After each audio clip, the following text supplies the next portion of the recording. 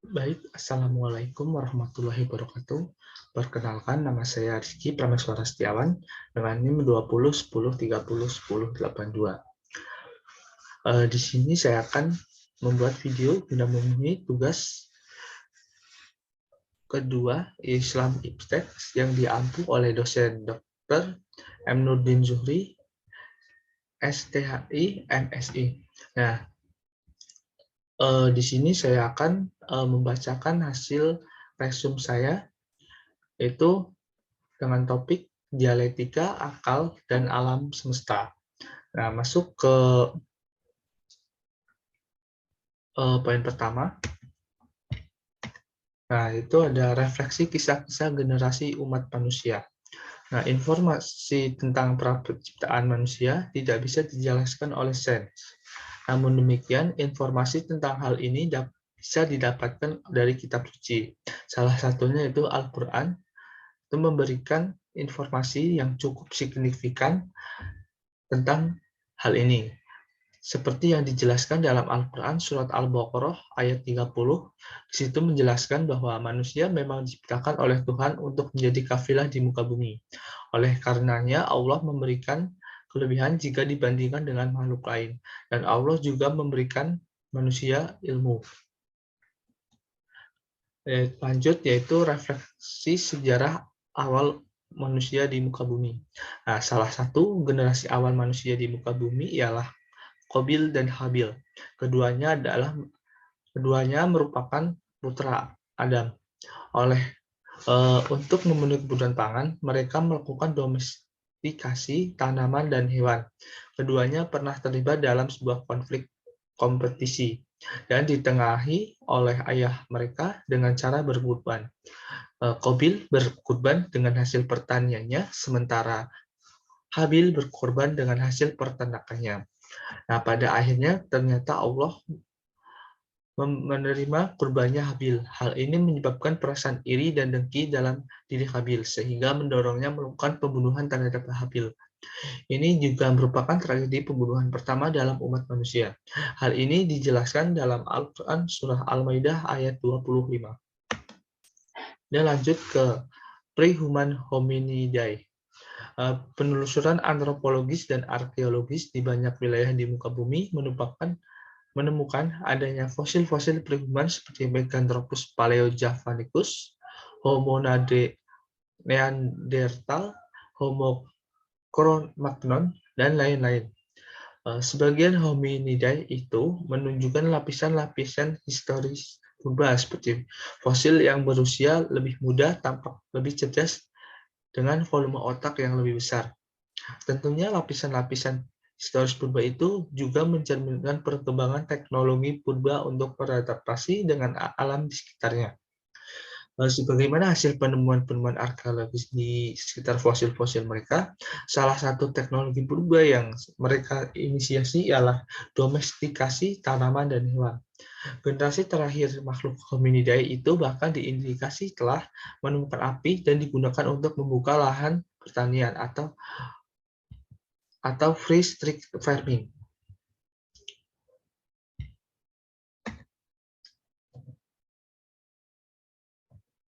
Dan lanjut ke transformasi agama dalam transisi lintas generasi umat manusia.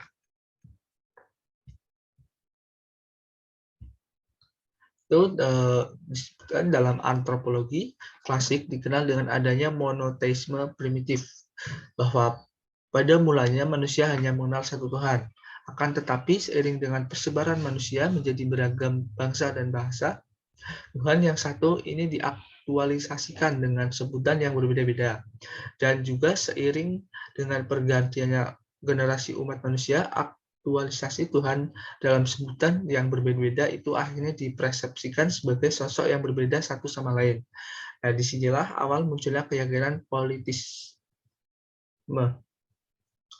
Ketika bangsa-bangsa itu mengalami involusi menjadi kelompok-kelompok suku yang lebih kecil, maka konstruksi tentang Tuhan pun semakin mengalami diferensiasi dan bisa disebut ada Tuhan yang besar dan ada Tuhan yang kecil dengan beragam fungsi.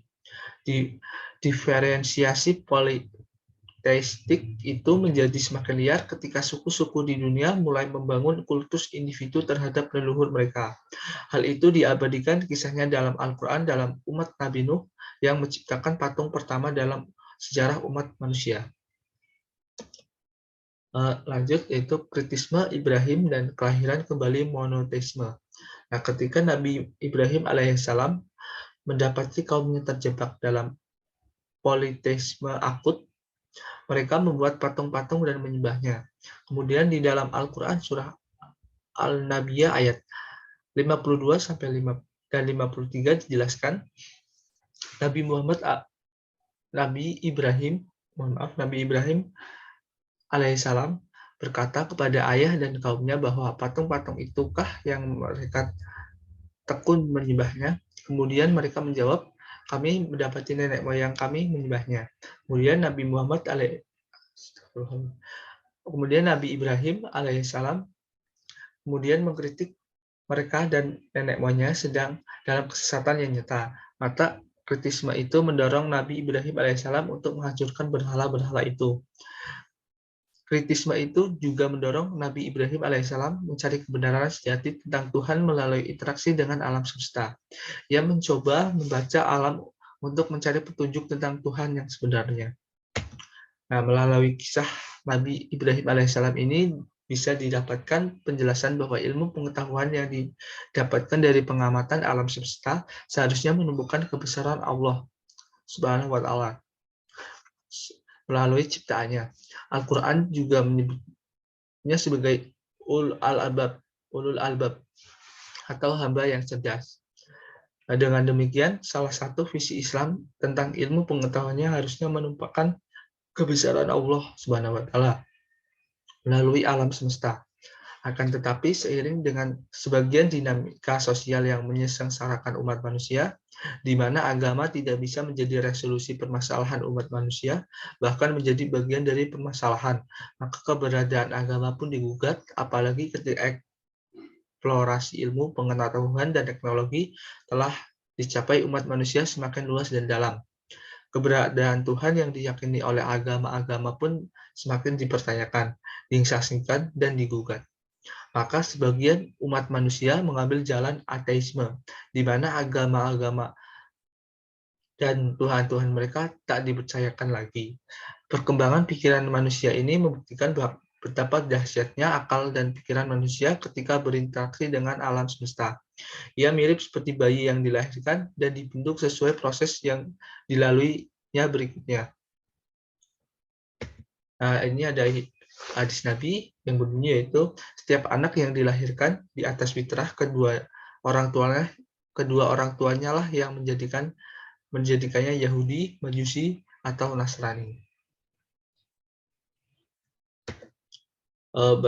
Sekian resume materi dari saya. Jika ada salah kata atau salah penulisan, saya mohon maaf.